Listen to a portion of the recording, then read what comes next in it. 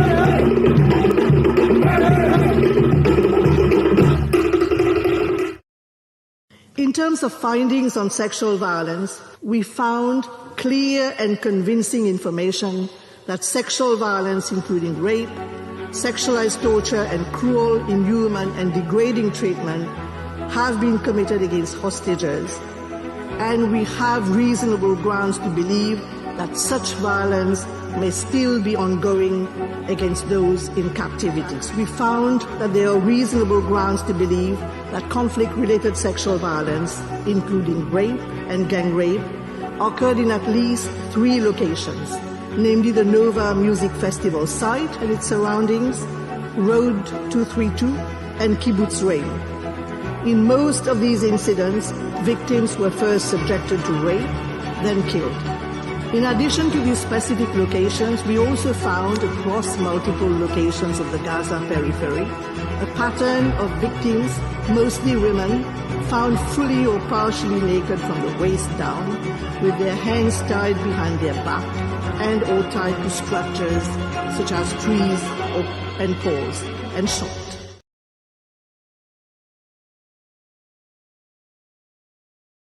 Have you ever heard of a gay?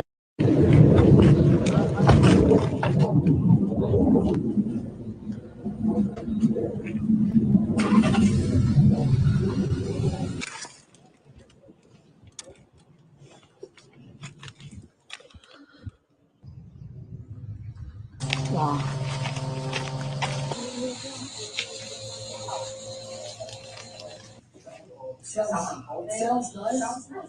But does it go up? Yeah. From the river to the sea. From the river to the sea, Palestine will be free.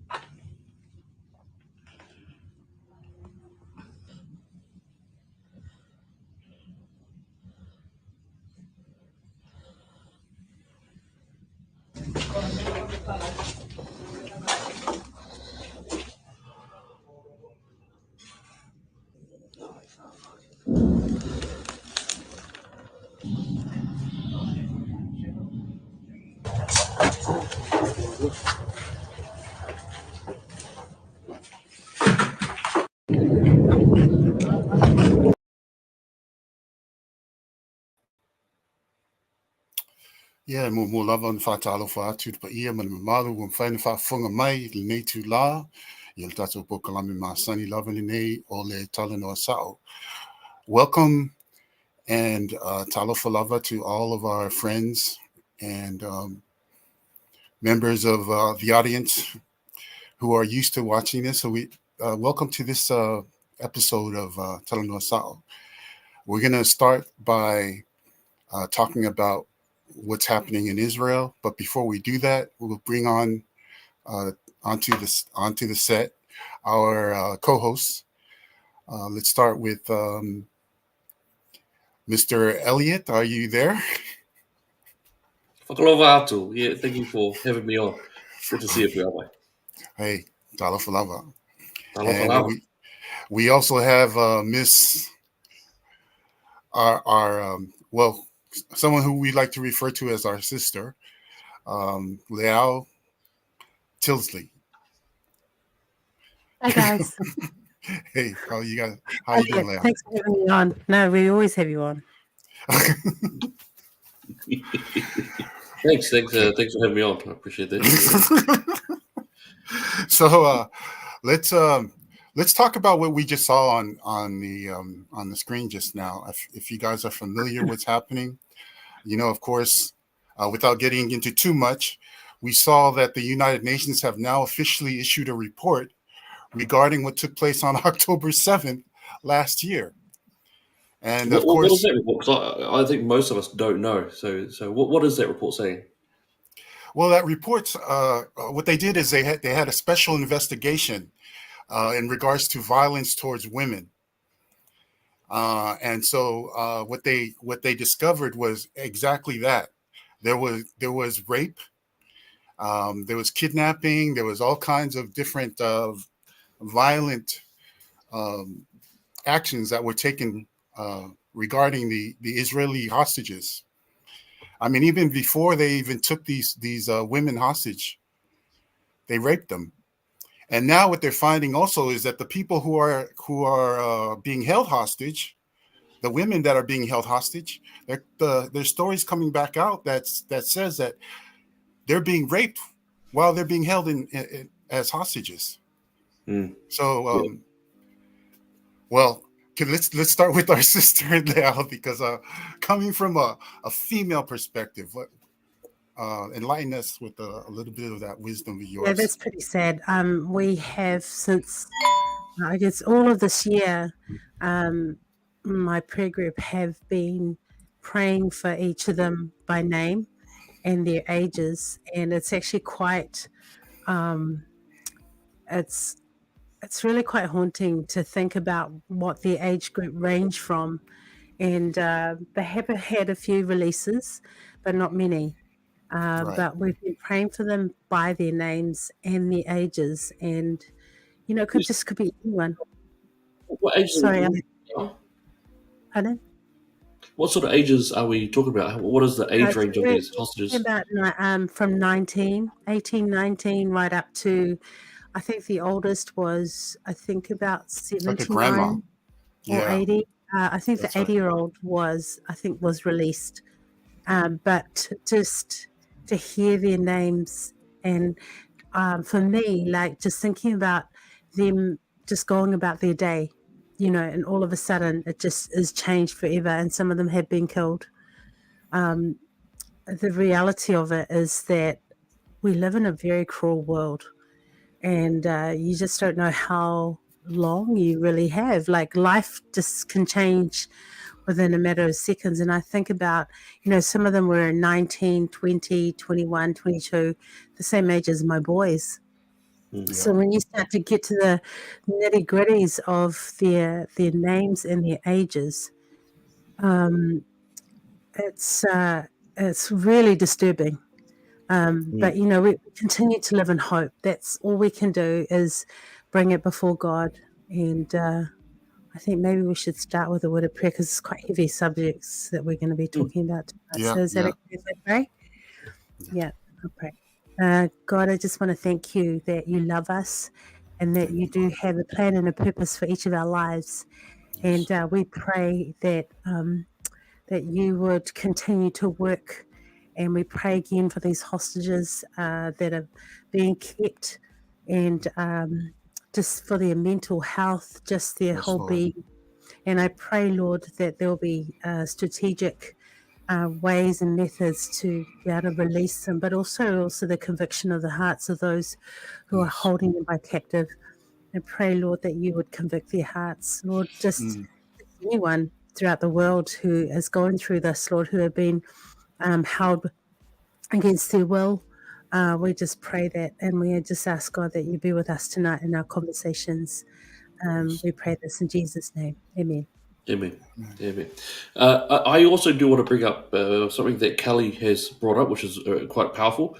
It's amazing that there are people in this country and our own politicians supporting those barbaric attacks on Israelis. Greens should be ashamed of themselves supporting the Hamas rapists. And of course, one of them is, of course, the new Greens leader, Chloe Swarbrick, who was ranting, just absolutely unhinged, calling for from the river to the sea. Something that is very well known to be a genocidal call to erase the people of Israel from the River Jordan to the sea, heading that way. So I think she's absolutely right. And the fact that you've got hundreds, in some areas thousands, of New Zealanders just calling for these, what I would regard as genocidal chants, is quite extremist behaviour. And to know that it's happened in New Zealand, I'm starting to realise that New Zealand has either been groomed into or been fermented into these very extremist activities. So I think we really do need to see if we can make sure that, or do our best to bring that conservative piece back, that idea of finding out what is the truth as opposed to just being groomed and fear fermented. There'll be my parts of this as well. But yeah, absolutely, I think that's disgusting that some people are trying to call this into question and to try to say, oh, no, somehow that the rapes, the murders, the torturings, the beheadings are somehow acts against what they regard as oppression. It's quite disgraceful, I think. Well, I don't know if you guys are able to see this, but just recently they've started to show more graphic these pictures, because before they just told the story when they would, and unfortunately these pro-Palestinian protesters are out there gaslighting people, trying to say that, oh, that's been fact checked to be false, So they're trying to tell people that everything that they hear about the rapes and all of these atrocities that were done on October 7th are actually false. And that's the reason why I think that this is actually intentional on the part of the Israeli the Israeli side to try to tell the story of these people and to show it because you can see it. It's obvious to the eyes, And then the other thing I was going to say is that the other thing that's not being told too much about these hostage situations are the families of the hostages. and even there's a video that was shown of this the man of the family, the father, who had his daughter raped in front of him, and then they murdered him. They murdered her, and then they took I saw that video. the father hostage. But they said that the man you could see like the man looked like he was broken. It's like he was just after seeing what they did to his daughter and the fact that he was helpless, because as men, you do know that, and men are natural protectors inside of them. If they see something like that, that's why you see these guys jumping in and trying to protect. I mean, if a guy doesn't do that, then they're going against their instinct. The natural instinct of a male is when they see an attack taking place, they will stand up and try to protect those whom they love. That's the actual the masculine instinct kicking in, and sometimes they do things that the other afterwards they're like, wow, I never thought about that happening. But one last thing I was going to say, you're talking about Chloe Schwarbeck.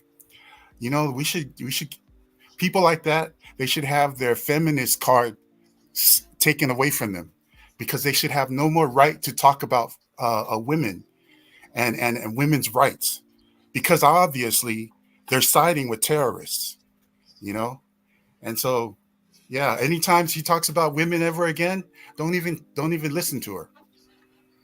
I don't listen to her anyway, so it's not even it's just like when she's unhinged, she just I don't know how people voted for her. I really don't. I just don't get it. I don't get whether, like you said, Elliot, about the groomed part of, she's got the personality. And this is what happens when you pick the populist vote and vote in people you think have got, maybe can speak well or, look the part. This is what's happened to this generation. Because, I mean, TV shows, movies, I mean, look at the stupid Oscars. Yes. Stuff like that has become, I mean, half of these women wear clothes, they might as well just come naked. That, it's that whole kind of, we're pushing the edge, and it just doesn't seem to stop. So the Chloe Sorbeck one is I think one that we need to bring up anyway, because of course now she is the new leader. No one else would step up, and I think we all knew that she was going to be chosen. You're right; she's very revolutionary, very revolutionist. I suspect that she is straight full communist. I think that she is probably has some leanings towards. Sadly, I think she has some leanings towards fascism style engagements.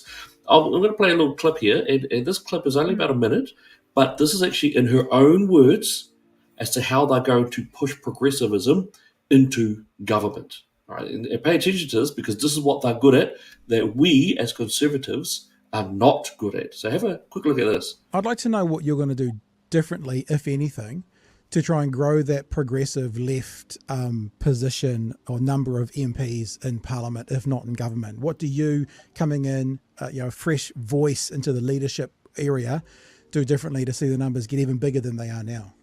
So what I'm really clear about is that I'm going to spend the next few weeks and months and years finding, identifying and shoulder tapping local champions everywhere across this country who I think need to be in our House of Parliament and who embody Green Party values to run really serious local campaigns to inspire and mobilise people such that we then end up translating that to seats at every single level of government. So I'm not just talking about obviously the general election and those 120 odd seats in Parliament, but also in councils around this country as well. Because I think a lot of people also, as is also reflected in lower voting rates and turnout at local body election, don't necessarily realise that oftentimes the immediate stuff that impacts their daily life happens at a local government level as well.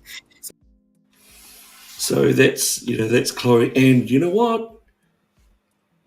The left do this very well. Now that's of course on a bit of a far moderate or far left site. That is Pat Britton, and I think the other one is Martin Bradbury. I'm not sure, but Chloe has got the left's policy. This is the leftist viewpoint, is that they'll start that infiltration from the local level. When you look at Auckland, South Auckland, you see that they're all within the local board. Then they go to that local council. Then they'll go to regional council. Then they'll go to straight to the central government, and they have that quite well formed. It's very, very easy. And of course, with Pacifica, we tend to be a populace who are very susceptible to the manipulation of those leftist environments. So, they do well, where the Conservatives don't. We tend to just go for whoever is best. But that is not group psychological thinking. That is not. Correct. We believe in meritocracy. We believe in who's doing the best job and all that good stuff. That's good, but that is not how the left roll, and the left are much better at it than we are. There's a lot of things that they're actually a lot better at, to be fair. And this is what's winning, the side. And the pendulum will swing back. We get to that extreme, and then it will start coming back because people will wake up one day, hopefully, and realize this has gone too far.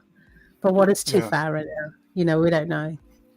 I think that we've seen the pendulum start to swing back, but not far enough here in New Zealand, with the last election, getting Luxem in there and National back into power. But, the thing is National don't represent the Conservatives in the same way that they used to. And so the thing is people need to realize that this has become like a real conservative versus non-conservative or woke ideology type of a war in terms of what's happening right now. And we need someone who can articulate those kind of issues. And it doesn't seem like National's willing to do that. Or they're just not built for that. No, you're actually quite right, because I do know Luxon was supposed to be the Conservative, but of course on this channel we sort of liked him a little bit, but we were like, he's not really a Conservative. He looks like a Conservative, he speaks the right words, but it's not really that solid. Well, on Straight Talk, Family First Straight Talk the other day on Monday night, all of them actually were very critical of Mr. Luxon's strength in terms of conservative values, and that was actually quite extraordinary. So it looks like he might be just another John Key, where just keeps the rudder sort of moving in a direction, not really a heavy vision, and perhaps that will work. Maybe you've got Winston Peters, who currently is on the side of conservatism, and you've got Seymour, who's hardcore libertarian. I think it'd be interesting to see what happens, I think. But all the conservative leaders that we've been speaking to are not overly impressed so far. Elliot, tell me something. As opposition leader, did Luxon ever stand up for anything that was important? No, I don't recall so. Very good on the economic issues, and to be fair, economics tends to win elections for the right, for the conservative.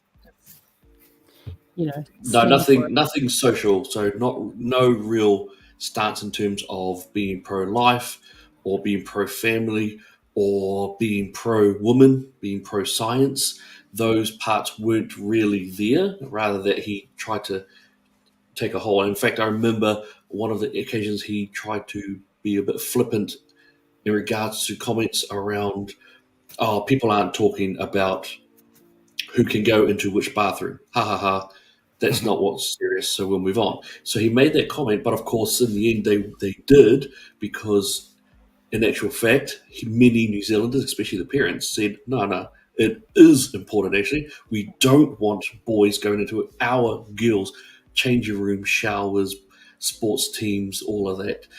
By the way, that's coming, and parts of it all here, but that's still coming. That hasn't been gotten rid of, actually. So No.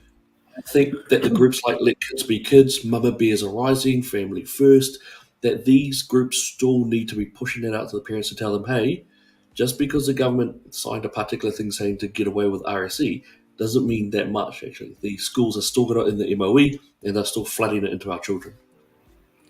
I've had really good discussions with Penny, who is heading up Let Kids Be Kids, and what is the biggest issues is that parents are distracted by a whole lot of stuff, including work, and they're not actually really taking a lot of care. Well, I guess not care. They're not really seeing the stuff that has been. We've been talking about this for years, Elliot. From Inside Out, from the sexualization. We have been talking about this and trying to warn parents for years, and it's becoming stronger and stronger, and is coming to the point where parents are it's everywhere. Even the libraries where our drag queens are just it's Drag blatant. story Everything is time. blatant. Yeah. Everything is blatant to the point of if you stand up for it, you how many labels that they give you. When you realize that actually children are just so vulnerable at that age, we talk about that quite a lot, and they actually take in more than we realize, and they start to question themselves. Yep, no, absolutely fair. You know what? Let's cross into that because okay, so because Chloe's.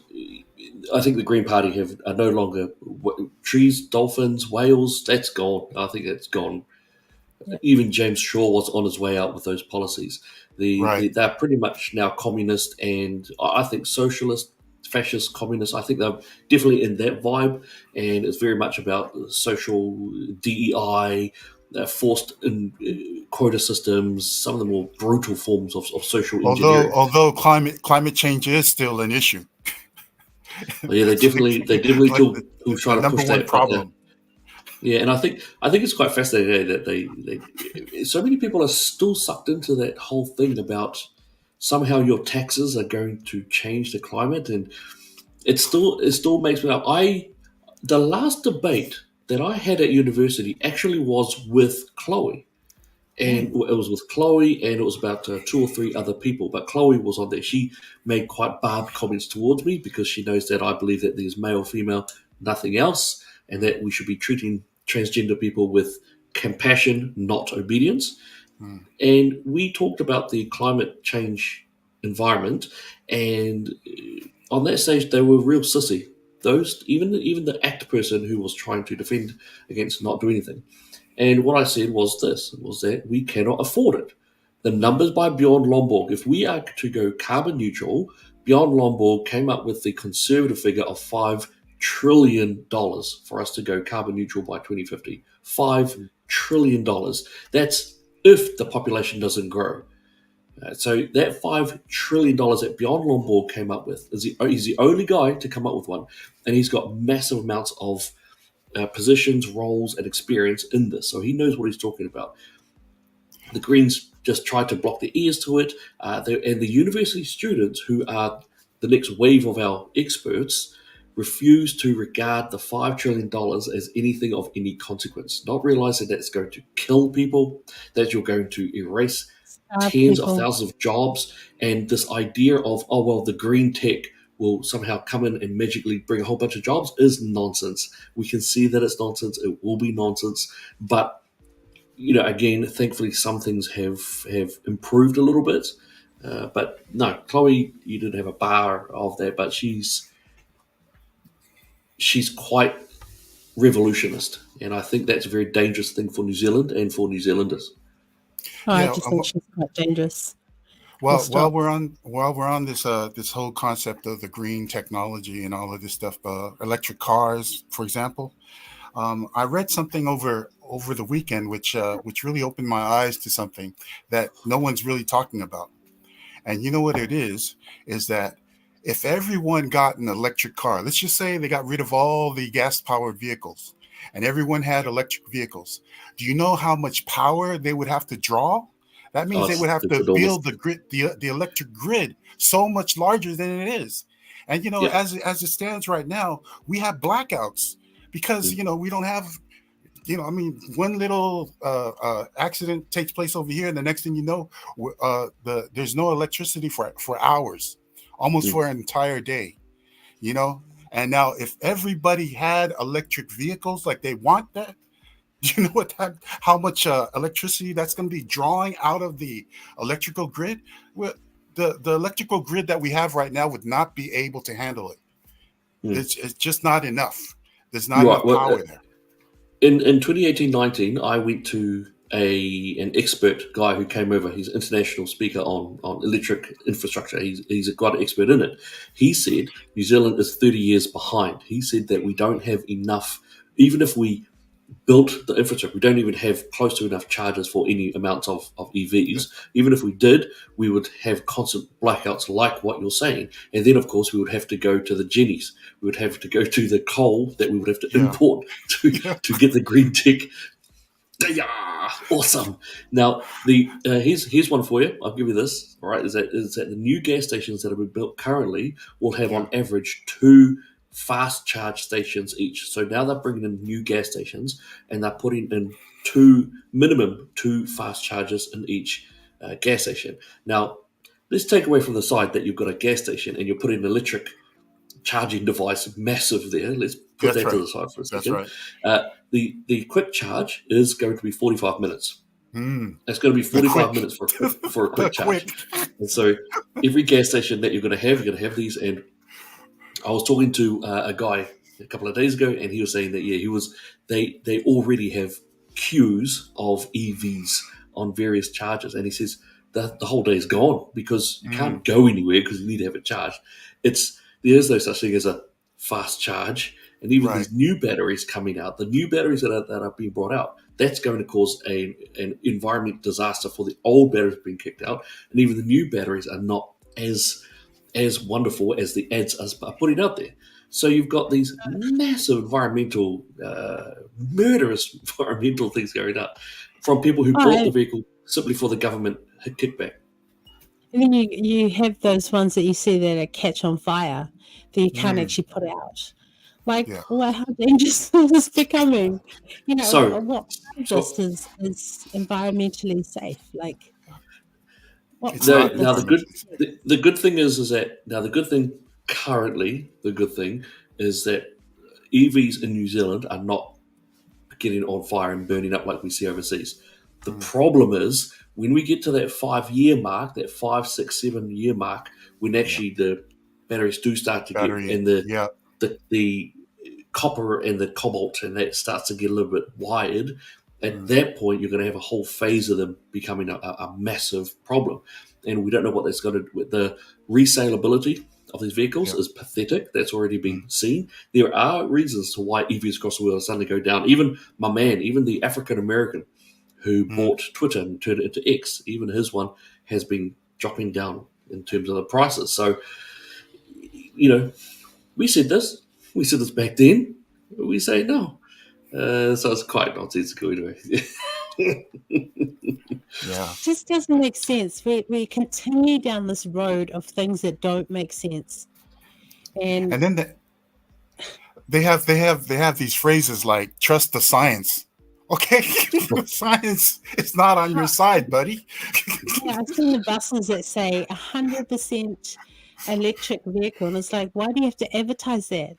This is virtual signaling. If I've never seen one, why do you have to say that? Like, who actually cares?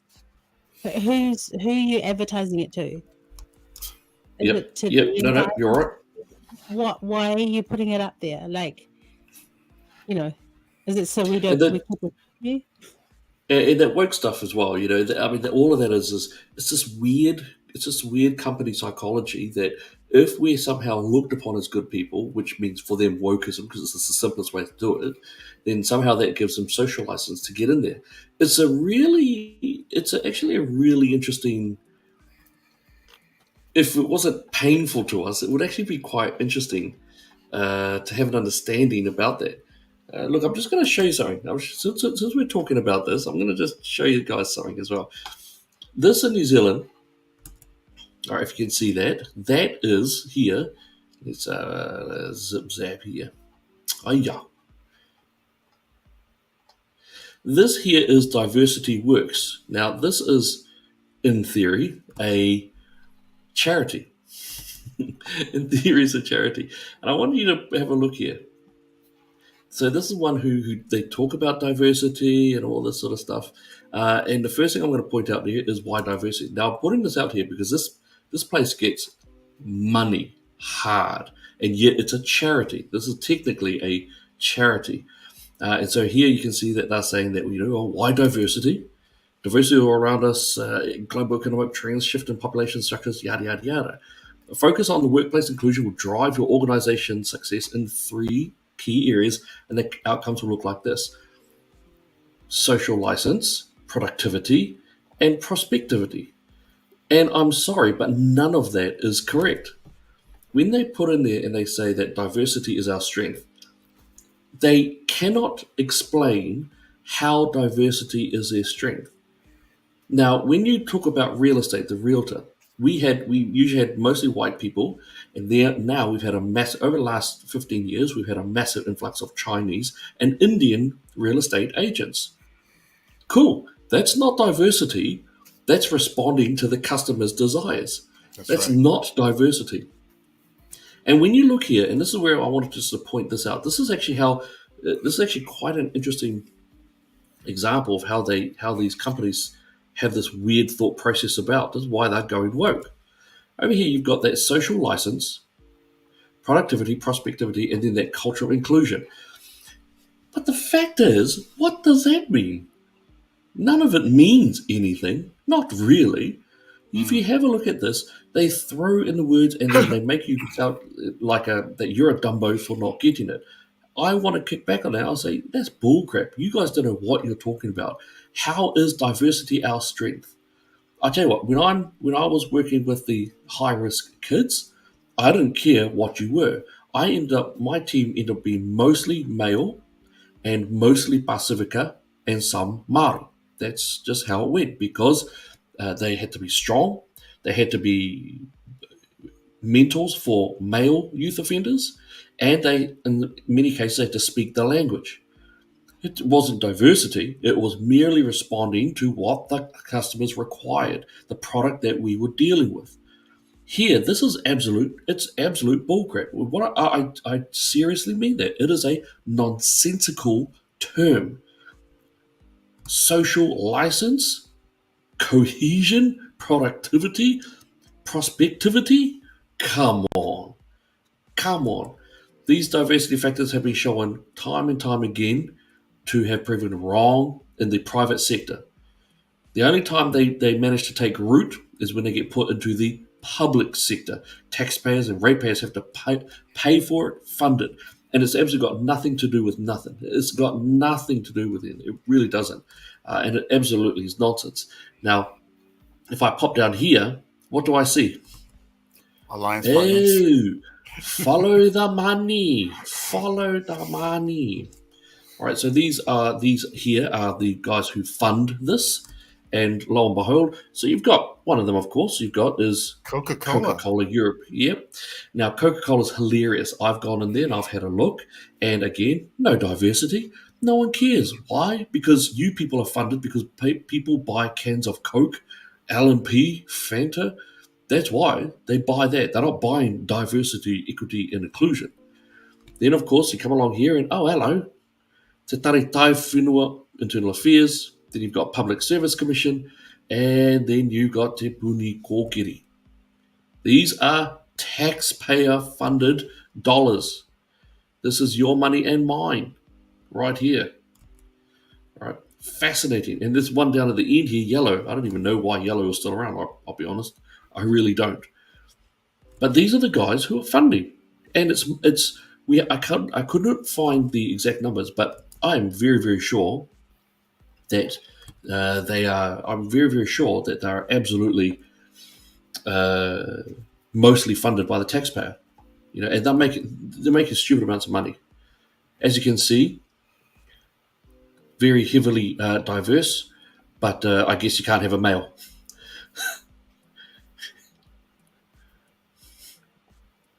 Oh, there's the token. There's a token male. We've got one male token. He's not really a male. I mean, Right. that's a best male representative they could come up with.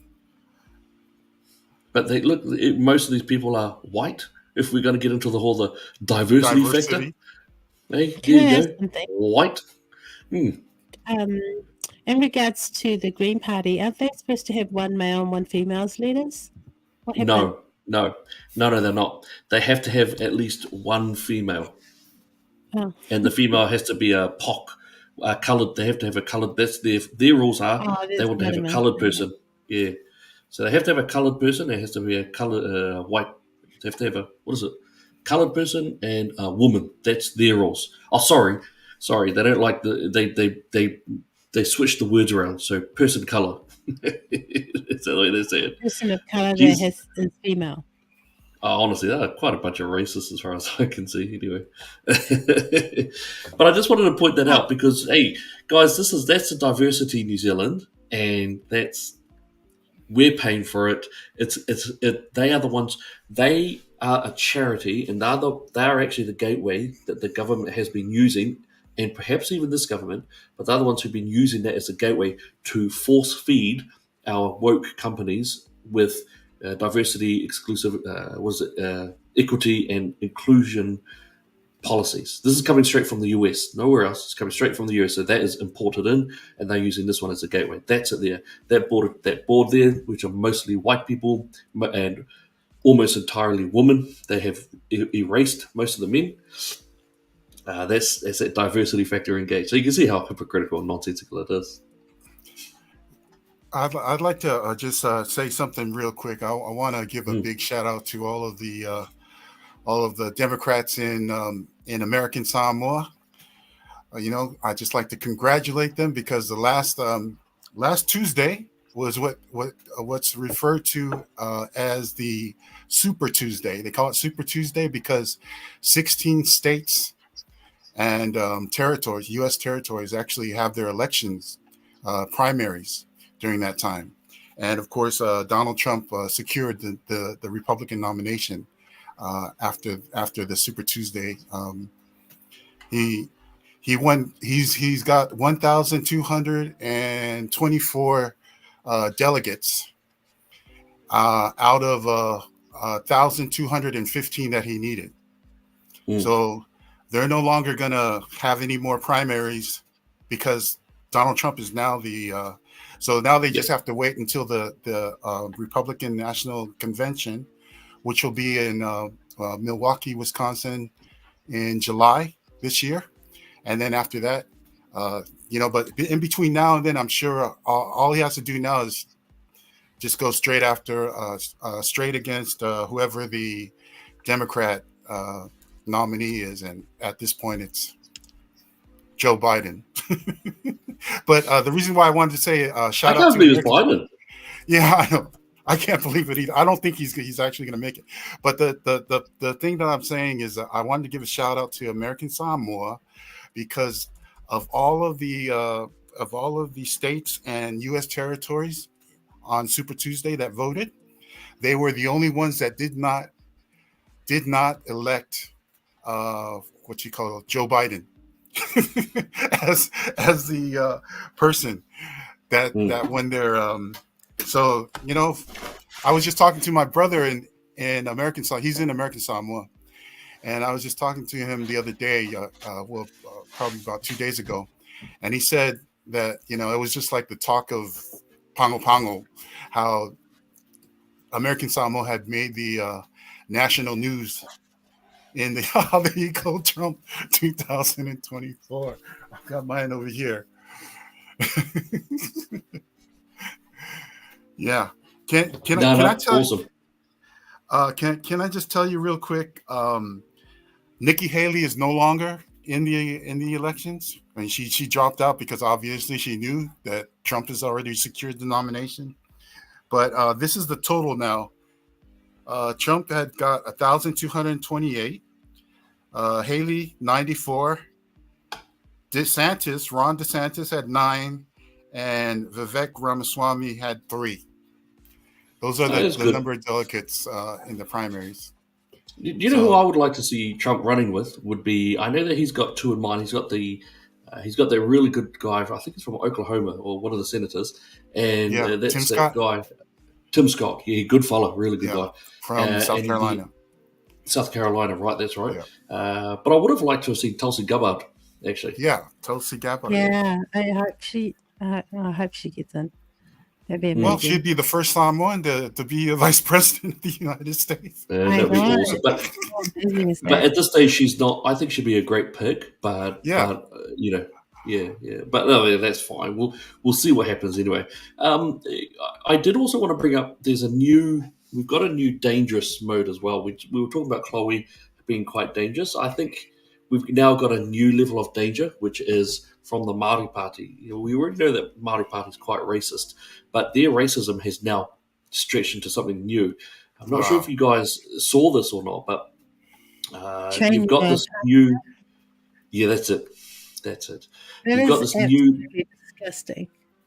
It is It really is. I mean, look at this. Look at this. You have Pākehā genealogy. Don't forget that. Yuck, man. Yuck. That is filthy. So look at that. How to train your Pākehā. This is absolutely racist. This is disgusting, and this is anti-New Zealand. This is against New Zealand. It really is. Pulling it out. That's in government. They'll jump up and down if it was the other way around. Yeah, I don't care, and I don't think we care either. I think and it sucks that we can speak out more because we are brown.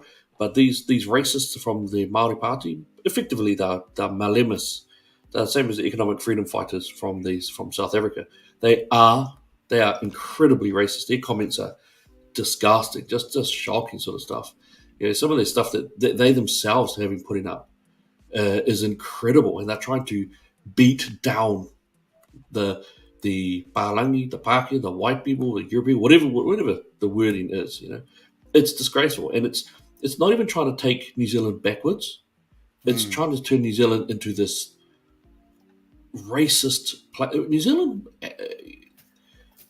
When I was growing up, over in Mount Wellington, over in Glen Innes, and GI and Point England and all that, man, we all played together. We didn't care about the race. Races didn't care. I am a mixture of Māori, Pasifika, Pākehā. I am a mixture of that. That's how racist we were. It's extraordinary that. I mean, these guys are racist. I have to say. I think by the way, well, I like this little meme. This meme I sort of enjoyed. This came from Hobson's Bleach. Which you're a part of now, so it's good to acknowledge that. Oh, thank you. I'll acknowledge that. Yes, I'm part of Hobson's Bleach. Hey, I need to come up with a HP. No. Please no. Please don't. There's some funny. I mean, but you know what? As they grow in their racism, I think more and more New Zealanders are just going, they're just going, nah, you guys suck. And the fact that he mentioned, I remember watching that TikTok or whatever that little video was when he was over in France and talking about the Macrons and joking it up and all that sort of buzz. It's just hilarious. I mean, racist, just straight racist. Green Party racist, Māori Party are racist. It's just garbage what they're doing. Paul, absolutely agree with you, Paul. Yeah, totally. It is. You know what? Okay, how do we get rid of this? We've never seen such racism as what we've seen recently. I salute your choice of. I would wear a cap with you boys, but I can't put it on my head. Hey, you got the leopard thing. So it's good. This is Trump's signature right here. Wow. Oh, whatever. It's not his real one. All right, I'll get his real one. I'll get his real one. Yeah, I think you should. You've been wearing that for like 3 years. Wow. But you know what? I think this past election has been so incredibly disappointing because we've seen it. We've watched this racist and the socialists. They've admitted Labour was calling each other comrades. We saw it. We saw it in Parliament, and people just blindly went back and just did the same thing. So, I know you get what we're going to pay for what we ignorantly decided to vote for. Yep, fair enough. This is what we get. And so those who are fighting against racism, it's a very huge push because it's coming from the top. And how do you push that? They can bring up hate speech, which means you're basically speaking the truth, but it's okay to be racist and get away with it. So, at what point do the people say enough is enough? Are we going to keep going down this track and keep hearing them speak like that? At what point do we say, okay, this is enough? We grew up all together. We were called, a bunga and a fob and, all these things. And we're just like, oh, shut up. There's a kind of, we just, whatever. And we just grew up in like the song, the great big melting pot was all of us. And now you're trying to divide us because that suits your narrative is incredibly, it's disgusting. And I think it's time for us as people to go, no, I'm not going to be labeled that. And no, you're right. We get away with it because we're brown, but we shouldn't have to. This is something that everyone, I think the biggest victim in this whole thing are white men who no longer have a voice. They can't even speak out. They can't even apply for these jobs because diversity reigns. I've seen these big corporations, no, we need a female. And what does the male say? Even though he's the best equipped, for the job. This is how the path that we're heading. No, we need more women. We need at least 50% women. This is the kind of thing that we're facing. And then what? What is going to happen when we don't have the people who are, who are good enough for it? Look at the Green Party. What's her name was guilty of all of the charges of. Yep. We've got that kind of caliber now in Parliament because we've gone down the diversity route and not the one of this person's best for this role, best for this job. Oh my gosh. So I was just looking at something there. That's fine. Gosh. No, you're absolutely right.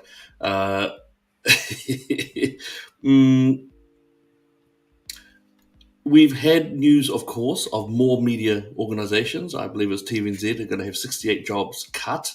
You've got TVNZ also have Fair Go, which I think is sad. I'm a bit sad about Fair Go.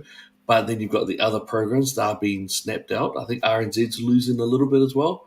We're just waiting for word back from Stuff and Spin-Off and those sorts of areas. But I'm sure you feel very, saddened by the loss of good quality journalism. Unbiased. Maybe Fair Go, but not any of the others. Yeah, fair enough. In fact, I do have, you can see one of a journalist here. Oh. Hillary Barry. Hey. A number of anti-vaxxers were very upset. Some apoplectic over my comments last night suggesting I might house unvaccinated dinner party guests in a pub tent in the backyard. You're right, I wouldn't do that. I actually wouldn't let them on the property at all. There's that real kindness factor as well. That real kindness factor from the New Zealand mainstream media. Quite fascinating how they do engage in that. And while we're there as well, of course, you had the spin-off, and I saw this quite recently. This was from the spin-off. One of the spin-offs take on the violence, the anti-woman misogynistic violence that erupted at the Posey Park affair, where you had the granny basher, the attack on Posey herself, the vicious, brutal screams that were done at yourself, Liao, to those who you were protecting, and to Posey Parker herself. This actually came up here. And this is how we looked at it. Okay? Look at that. This came as a direct reaction to those who were proving it, and this came from the spin-off. I believe it was a spin-off, right? And they tried to gaslight, manipulate the public. That Bar wasn't having it, of course. And this is where it became quite strong because, of course, you had Simon Anderson. His footage absolutely humiliated the mainstream media because all the narrative was aroha, beauty, I know. joy, peace, and Simon Anderson's footage blew that out of the water. It went global, his footage, and everyone mocked the New Zealand mainstream media for being absolute falsifiers of disinformation givers, and they were absolutely humiliated by that. I think that was a great thing. It's just disgusting. However, okay, I don't. I just want to go. I'm sorry. I just want to go back and ask what Paul asked a question there. What do you guys think? How do we erase this type of this false diversity, this toxicity in New Zealand? Right, Green Party racist, Māori Party racist. I don't think that's very controversial. I don't. But how do we fix the situation? How do we? What do you guys think? I think we need to bring God back into the factor, because when the missionaries were here, so much was changed, but there was a oneness, a unity. You can call it old-fashioned, you can call it whatever you want, but I've seen when God's been able to, take people's hearts, because it's the hearts of people. It's not really a thing. It's what has changed within your own being. I think if God can be in that, there could be, a huge revival in New Zealand where people have a love for each other. So how do we do that? How do we get God back in? Where's the church? Church, no. Fair point. I have to say, I've just started going back to church. So I visited church. It was a very healthy church, very, very healthy church. I'll be honest, I've had a bit of a melancholic time with churches because I have been quite contemptuous of them. And it's not a good thing. I recognize it. I understand it. I know that no one's perfect and all that sort of stuff. I get that. But my vibe, my feeling has been quite contemptuous of the modern church, especially in New Zealand. But there are good churches, there are good pastors, there are strong ones. So I need to, humble myself. You and me both. Yes, I've been reined in as well. Don't worry. Yeah, but I'm just not good. Because to be fair, I have been praying for the church, because you can only love as much as the least person that you love. I mean, you know what I mean? That's about the capacity. So you need to let stuff go and let God do His thing. You're right. I think I think I'll still continue to call out the church for being. Oh, you need to. Yeah. But that amount of conferences. Well, the thing about God being. Yeah, true. We're having a conference. Hey, that'll do it. I think that the lack of God, or let's get more technical, let's get a bit more intellectual with this. Currently, we're in a bit of a replacement. It's a very real push of removal of the Western culture, the tethering system, the Judeo-Christian principles, ethics, and morals. There's a moving out of that and a replacement with the United Nations style of the Human Declaration of Rights and the agenda items that they're bringing in, the WHO, the WEF, the sexual programs that the UN are building up. And because of that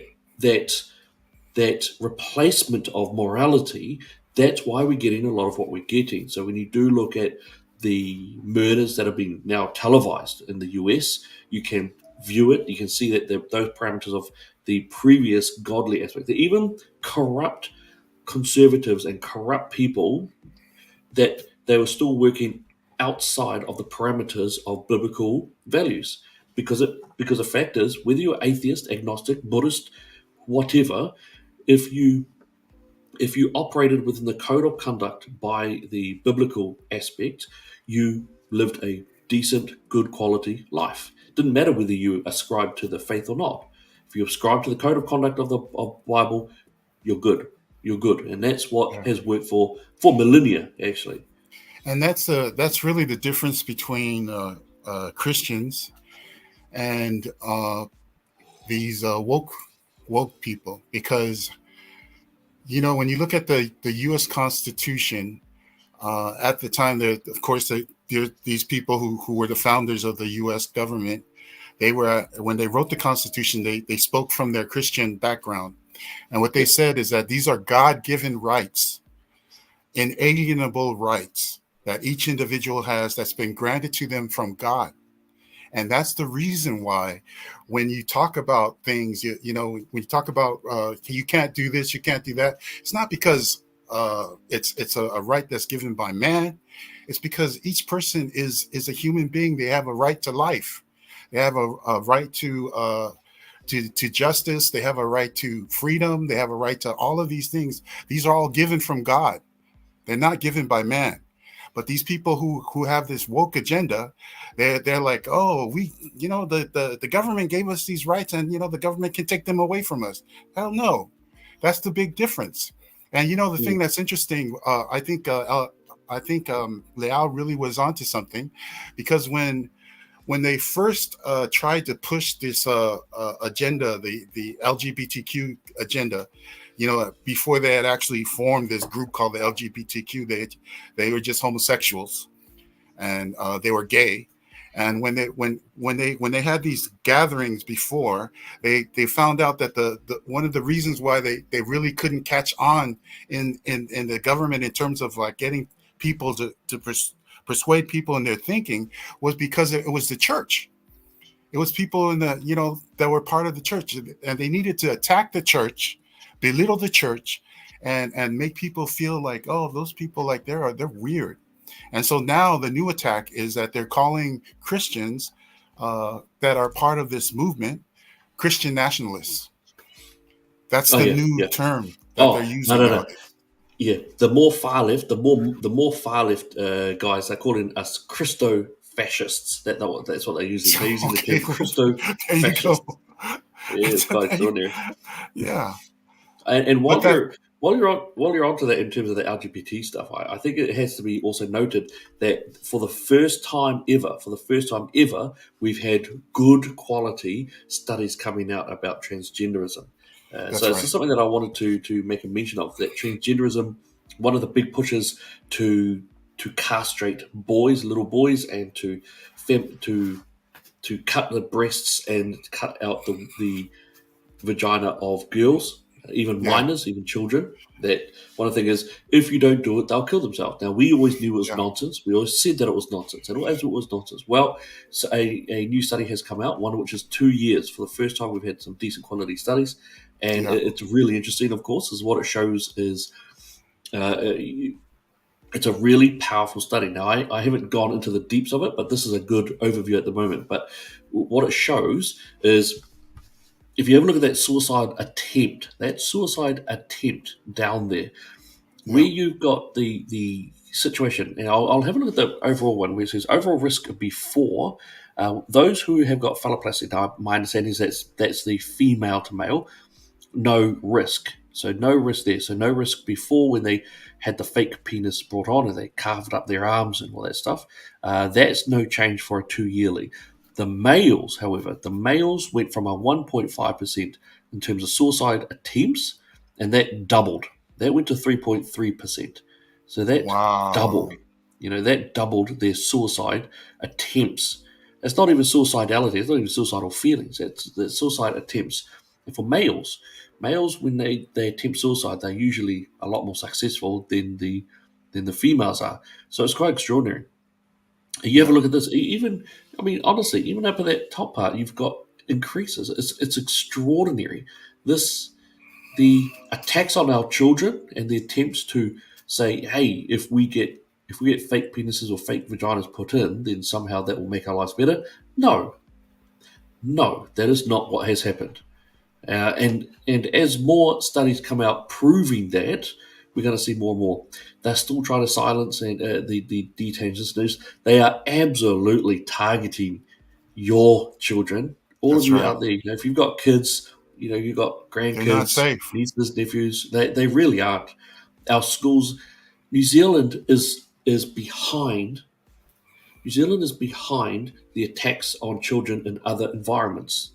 And that's something which has to be noted quite strongly. They are targeting our children even now. I've been watching very carefully what's going in some of the schools, but extraordinary. And then you've got the WPATH. The WPATH, we released it, a record of the report as well. It's extraordinary.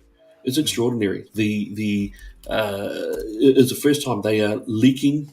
They've leaked the files, and it's extraordinary because now we've got leaked files that is becoming one of the biggest medical scandals of our modern times.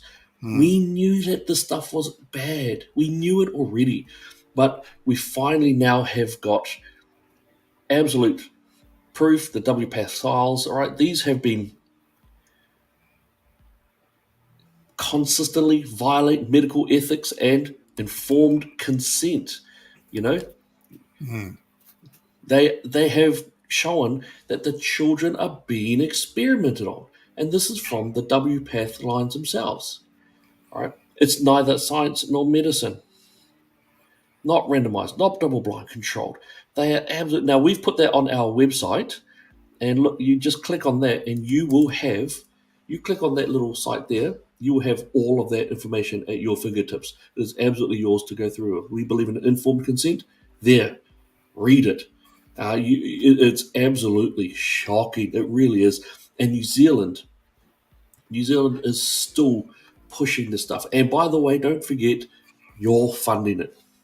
You're funding it. Your money, your family's money is going to funding the most brutal and modern experiment on children ever done. And you're being told that if you don't let it, then you're the problem. By the way, I mean, this is something that, again, it's actually hard for people to push back on it because it's so in your face and forced on you that you'll be labeled something if you say something against it. And I think that people are afraid. It's people are afraid to speak out in case they are labeled something, and then they will start getting hate mail or whatever it is, because that's how they're aggressive. They are aggressive, and they're not going to let up until they have your children. And so this is something that we have no choice now. It's not about just hiding in the background. We've been saying this for quite a few years, and what you're going to start seeing is the huge jump in mental health issues with children as young as 4, 5, 6, 7. And don't be mistaken. It's not your child's not going to be, is not going to be like the only one that's not going to be part of this or won't be involved. They will be from every single level, and that's what they've been trying to do with maths, English, art, everything, until you say this is enough. This is. And don't forget, our National Party Minister for Mental Health, Matt Ducey, is a Tavistock Clinic guy. He came from Tavistock Clinic, the one that's been shut down because of its quite egregious breaches against children. Actually trying to encourage children even as young as 4 years old for gender puberty blockers and afterwards surgery. The thing is with puberty. Oh, sorry, I was just going to say, the thing is with puberty blockers and the mutation of your children's bodies is they can't take it back. There's no coming back from it. And even the puberty blockers will damage so much more than you realize. And so don't think this is just a phase that they're going to go through. Once they go through that and they start going down that path, it will be a lifetime of regret. I promise you that. Yeah. I was just going to say that we've got to stop listening to the so-called experts who gaslight us about all of these different things and how long they last, how it's only temporary, or all of this kind of stuff. I was just looking at a video where a grandmother was asked about whether or not she would allow her, if she would be okay with her 6-year-old granddaughter receiving puberty blockers. And she went ahead and said, yeah, that's okay. And then she said, and then she was asked, well, how about your grandchildren getting tattoos? Oh, I tell them all the time, don't get tattoos because they're more permanent. It's more difficult to get rid of. I mean, this is the kind of thinking that people have, the absurdity of their thinking. Yep. So right. Yeah, absolutely on point. Look, all right, guys. Look, we've been going on. We've gone over time by 10 minutes, but I think it's been an awesome chat. I know that we've got more to talk about, but we'll make sure we come back into this. Look, if you can, just maybe about 20, 30 seconds just to do a final wrap up, and then how about we get who prayed? Was it Liao? Did you pray at the start? Yeah, Liao did. All right, let's get Fuiava to finish this off with a bit of prayer. So maybe we'll just have about 20, 30 seconds for a bit of a close up and see what we can finish up there.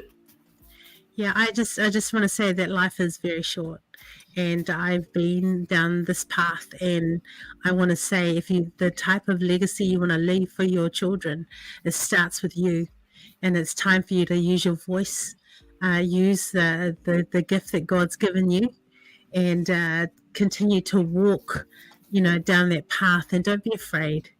All we get from mainstream media at the moment is fear mongering, and it's time to stop. And it's time to turn off your TV and start living life. That is me. Thank you. Well done. Awesome. Fuiava. Oh, I thought you were going to end with me so I could do the prayer, but okay. That's right. You can do the prayer at the end. Yeah. Well, I was just going to say that the purpose of us doing this program, I mean, if you really want to look at it, is to educate, but not just educate, but also to try to get people to activate and to ignite something within you. If you're listening and you're saying, oh, this is to hear, and this, if you don't do anything, you're just like the kitten in the house that never gets walked around or does any exercise, but just keeps on eating, getting fat. There's stuff going on around the world. They need all of us to get involved and to participate and do our part. There's a lot more than us just coming on here and speaking. There are things that each of us individually are actually involved in that have to do with the community. But, we're hoping that we can do the same thing in terms of those who are listening. So if you're a part of our audience, you've been a part of our audience for like the last 2 years, hopefully you'll hear that in our voices, in how we tell our stories, what we're all about. Some of us have stood up in the last elections just because we wanted to make a difference. And, this is all a matter of showing that it's more than just talk. It's more than just trying to get people to hear our views, but it's actually about trying to do something for our community because we care. Awesome. And for me, I'll just say God bless every single one of you. Strength to you and your families. Yes, in terms of us, I think we are quite family focused. I would say that you have an obligation to defend your nation, to defend the children, not just your children, but all children, to defend That's right. all of our people, to defend what our tupuna, our ancestors also fought and died for and lived through for. The idea that all people are to be treated the same and equally, that we are a nation under God, that we actually are, and that we will not be kowtowed to by racists who are taking our money and using it to try to gaslight us back. We won't stand for it. And we know that you will join, and some of you have already joined us, shoulder to shoulder and heart to heart. So I just want to have a great evening, great week. God bless you all. And it's been just an absolute joy to see you guys here week after week and fortnight after fortnight, even though we come in late sometimes as well. Nothing to do with me, not my fault at all. So if you can send us off, that'd be awesome. Okay, let's pray.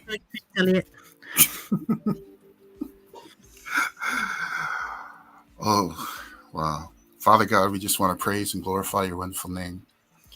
We want to say thank you once again for helping us in getting through this session of or this episode of Talanoa.